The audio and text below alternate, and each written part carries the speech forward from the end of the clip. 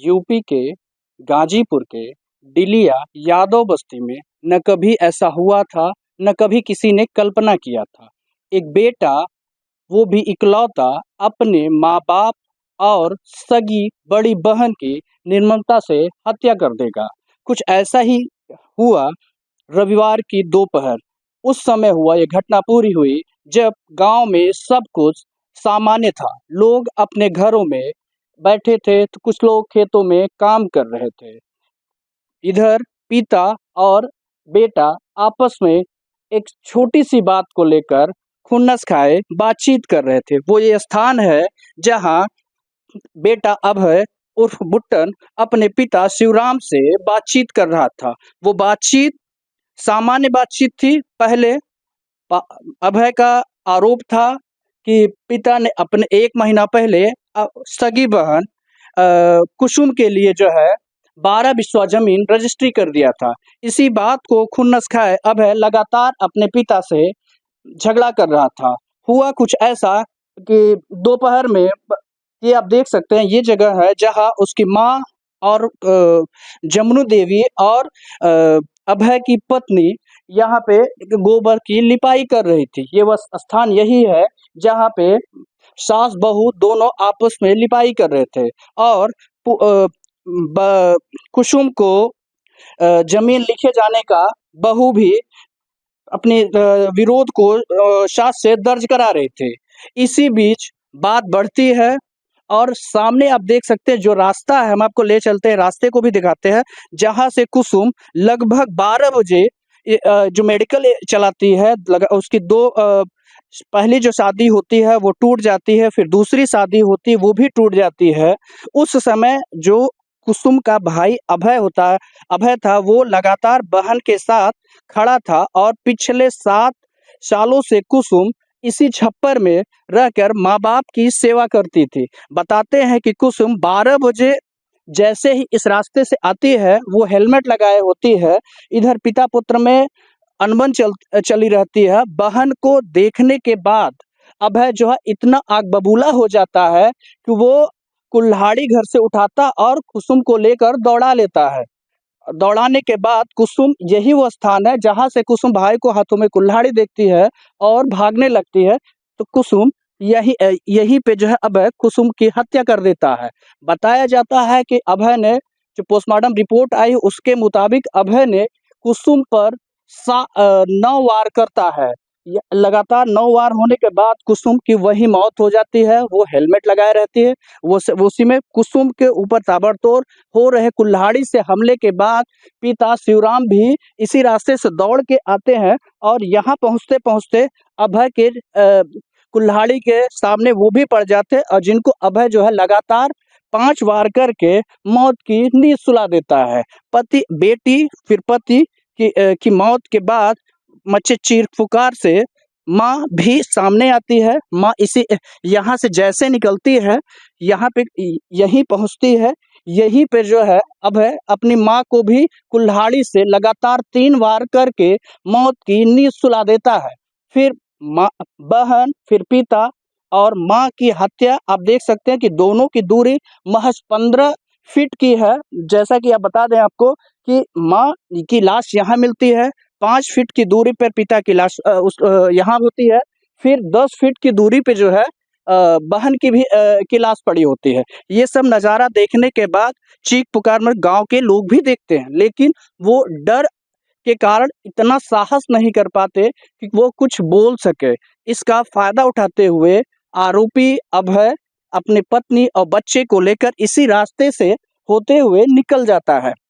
अब आपको हम वो तस्वीर दिखाते हैं कि जो मौत के तिहरे हत्याकांड के मौत के बाद अब ये पूरा घर वीरान हो चुका। जिस जमीन के लिए खूनी खेल हुआ, पूर्वांचल पूरा दहल गया, वो आज वीरान है। यहाँ पे कोई गांव के लोग आना नहीं चाहते। यहाँ तक कि अब डर के वजह से अपने बच्चों को इधर आने नहीं दे रहे। आप देख सकते हैं कि सब कुछ वैसे ही पड़ा है जैसे पहले के दिन पड़े थे। लिपाई की जो तस्वीर आप देख सकते हैं कि यहाँ पे लिपाई हो रही थी, वैसे ही पड़ी है। बताया जा रहा है कि यही वो माँ थी, यहीं से निकलती है, जिसके बाद माँ की हत्या होती है। आपको हम वो भी तस्वीर दिखाएँगे कि जब आखिरी बार इस घर में चूल्हे जले थे और परिवार के लोगों ने कुछ खाया-पिया था। वो चूल्हे आज भी ठंडे पड़े हुए हैं और उस चूल्हे की जो आग थी, वो पूरी तरह से अभी ठंडी नहीं हुई थी, पर चूँकि परिवार गरीब था, गरीब होने के कारण जो है गैस की व्यवस्था नहीं थी। आज भी परिवार यहीं पे खाना बनता था। आप उपली देख सकते हैं कि ये उपली है, परिवार ने एकत्रित किया था, जिसके बाद वो आज भी लगातार घटना के तीसरे दिन आप देख सकते हैं कि ये वो चूल्हा है। आप देख सकते हैं ये वो चूल्हा है जो अभी तक यहाँ इस चूल्हे की तरफ कोई आने की हिम्मत नहीं कर सकता। साथ ही साथ वो दिखाए चूल्हे की जो कंडा है उसकी राख भी अभी नहीं निकली है, लगातार वैसे ही पड़ा। अब इस परिवार के लिए अब सबसे बड़ी चुनौती यही है, अब ये जिस ज़मीन के लिए लोग लड़ रहे थे, झगड़ रहे थे, एक-दूसरे को देखना नहीं पसंद कर रहे थे, आज उस ज़मीन को देखने वाला कोई नहीं है। अब यही नहीं, यहाँ जो पशु है इस परिवार में बेजुबान पशु भी लगातार 3 दिन से यहीं बँधे पड़े हैं। यहाँ इनको जो है कोई चारा डालने वाला अब तक नहीं नज़र आ रहा है। पुलिस भी लगातार 2 दिन थी, तीसरे दिन आज पुलिस भी चली गई है, आरोपी की तलाश कर रही है। यहाँ तक आपको बता दें कि तीनों परिवार के बहन, माँ और पिता को अंतिम संस्कार देने के लिए भी कोई आगे नहीं आया था।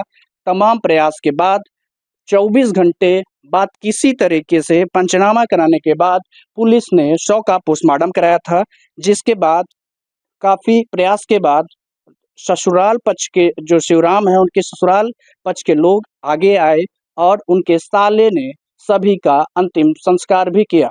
ये घटना जो हुई है पारिवारिक घटना है। जो लोग यहाँ बता रहे हैं तो बाप बेटे का ये मैटर रहा है, जमीनी विवाद शायद बता रहे हैं। इससे पूर्व में बता रहे हैं कुछ लोग गांव के, तो इस मैटर को लेकर एक पंचायत भी बैठी थी बाप बेटे में उस घटना को लेकर, तो उसमें समझौता के तहत बात लोग किए, मगर कहीं उस बात नहीं बन पाई। वो लड़का चाहे जो भी रहा हो, अब मन में जो ठान लिया था, अब हम लोग तो देखे नहीं है, मगर यहाँ कहने का मतलब ये तो घटने का अंजाम परिवार के वो लड़का ऐसा किया है। ये कितने की जमीन का क्या मामला है? शायद उनके हिस्से पर 2.5-3 बीघा लोग बता रहे हैं, गांव की तो ज़मीन थी, उसमें से कुछ हिस्सा वो अपने बेटी को शायद वो दे दिए थे और उसी को लेकर विवाद चल रहा था। लड़का नहीं चाहता था कि अब भाई हो सकता नहीं चाहता, तभी तो इस तरह का मान लिया, अगर घटना वो किया होगा इस तरह का तो नहीं चाहता होगा, नहीं तो हो सकता अन्य कोई हो रहा हो, कोई दूसरी मैटर रहा हो। इसकी शादी हो गई थी लड़के की? हाँ, लड़के के साथ शादी हो गई थी। बहन की शादी बता रहे हैं 2 जगह शायद हुई थी, और अभी मैटर थोड़ा सा उन लोगों में एक जगह तो मान लीजिए छूट गए थे, दूसरे जगह जो हुई थी वहाँ पर भी मैटर थोड़ा गड़बड़ चल रहा था। अभी मामला कोर्ट में चल रहा था। शायद लड़की अपना कहीं काम वाम करती थी और माँ बाप का अपना सेवा भी यहाँ करती थी, रहती थी। दिन दहाड़े घटना हुई है, गांव के बीच में हुई है, लोगों ने उस समय बीच बचाव या किसी तरह की? दिन दहाड़े का मतलब ये तो पहले तो मकान उनका एक तरफ है, किनारे मतलब है वो शायद कुछ मतलब परिवार के बीच में अगर मान लीजिए अगर कोई बैठा, अगर कोई बाहरी अगर आता चाहे कुछ कहता, अगर मान लीजिए तो लोग गांव देखते। अब परिवार के बीच में कोई बैठा है, घर ही का अगर कोई दुश्मन अगर निकल जाएगा तो आदमी क्या कर सकता है। मान तो हो सकता है परिवार में रहे होंगे, कोई देखा नहीं होगा अपने में, और कुल्हाड़ी शायद बरामद हुई है, तो घटना ऐसे कुछ ऐसे हथियार से हुआ नहीं था जिससे आवाज़ है जिससे गाँव के लोग पहुँचे, तो कुल्हाड़ी मौके पर मतलब बरामद हुई है, तो उसला कुल्हाड़ी से काम किया गया हो। तो चूँकि प्रशासन गांव के लोग सूचना दिए हैं, तो एसपी साहब को मैं धन्यवाद देंगे, वो खुद मौके पर भी आ गए हैं और पूरी प्रशासन आधा 1 घंटा के अंदर पूरा मौके पर आ गई है। थाना कोतवाली क्षेत्र के अंतर्गत ग्राम दिलिया से एक सूचना प्राप्त हुई थी कि शिवराम यादव और उनकी पत्नी और उनकी बेटी की हत्या हुई है, और ये हत्या उनके ही बेटे अभय यादव के द्वारा कारित की गई है। इनके मध्य में कुछ प्रॉपर्टी विवाद सामने आ रहा है, पारिवारिक विवाद था। जो मृतक हैं, जो गांव के लोगों ने बताया कि उन्होंने कुछ संपत्ति अपनी बेटी के नाम की थी, जिस बात से ये क्षुब्ध था और नाराज़ रहता था। उसी में कुछ आज घटना हुई इनके मध्य, और उसके बाद इनके पुत्र के द्वारा ये घटना कारित की गई है, जिसमें 3 लोग, इसके शिवराम यादव जी, उनकी पत्नी एवं उनकी बेटी, 3 लोगों की इसमें मृत्यु हुई है। इसमें तत्काल 3 टीमें गठित कर दी गई हैं और जो मुलजिम को तलाश रही हैं। इसमें मेरे द्वारा एवं सभी अधिकारी गणों के द्वारा, फील्ड यूनिट के द्वारा भी मौके का निरीक्षण किया गया है। अन्य अहम साक्ष्य यहाँ से तलाशे जा रहे हैं। बहुत ही जल्द अभियुक्त को पकड़ के उसके विरुद्ध हम लोग कठोर कार्रवाई करेंगे। पुलिस भी लगातार हैरान है। पुलिस के सामने सबसे बड़ी चुनौती जहां आरोपी को सजा दिलाने को लेकर है, उसकी गिरफ्तारी को लेकर है, वहीं सबसे बड़ा चुनौती एक और हो गई जो साक्ष्य जुटाना भी पुलिस के लिए सबसे बड़ी चुनौती हो गई है। क्योंकि गांव के लोग पूरी तरह से मामले से अपने आप को अलग कर लिए हैं। वो इस पूरे प्रकरण को लेकर कुछ भी बोलने को तैयार नहीं है।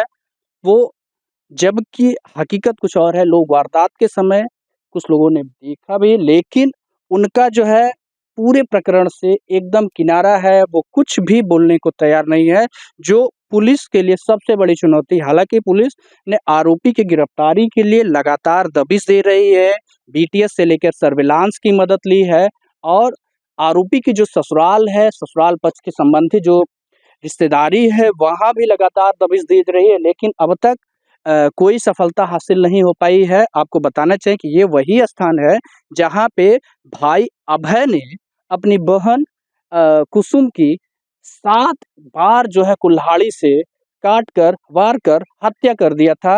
अब बेटी की हत्या होते देख पिता शिवराम यहाँ तक पहुँचे थे, जिन्हें देखने के बाद खून सवार हुआ जो है अभय के सिर इतना अधिक गुस्से में था कि वो पिता को भी न बख्शा और यहीं पे पिता को गिरा के जो है काट डाला।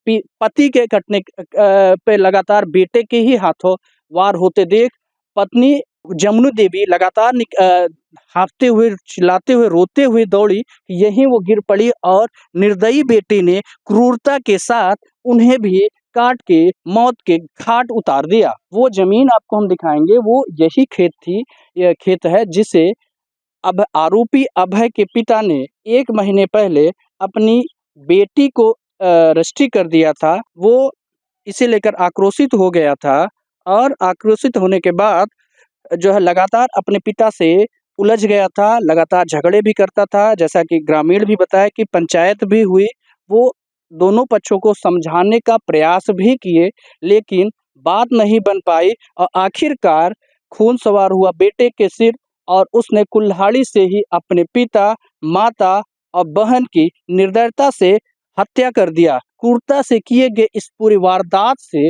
पूर्वांचल दहल उठा। हर कोई इस बात को लेकर हैरान, आखिर एक बेटा अपने माँ, बाप और बहन की कत्ल कैसे कर सकता है। इस घटने के बाद पुलिस आरोपी की बेटे की जहां तलाश कर रही है, वहीं इस घर की तरफ अब कोई आने की हिम्मत नहीं जुटा पा रहा। आपको ऐसी कुछ तस्वीरें भी दिखाएंगे जिसे देखकर आप भी हैरान हो जाएंगे। कहने को तो ये यादव परिवार था, लेकिन यहाँ की कुछ ऐसी तस्वीरें हैं जिसे लेकर गांव के लोग भी डरे हुए हैं। चूंकि वो उर्दू में लिखा है, आप देख सकते हैं ये तस्वीर है। गांव के लोग इसे तंत्र मंत्र या कुछ और मान रहे हैं। फिलहाल इसे अभी तक स्पष्ट नहीं हो पाया है। इस वजह से इस घर को लेकर अब और लोग डरे हुए हैं। आपको हम दूसरी भी तस्वीर दिखाते हैं कि ये वो तस्वीर है जो लगातार यहाँ टांगी गई है। इस तस्वीर को आप देख सकते हैं कि इसमें क्या लिखा है।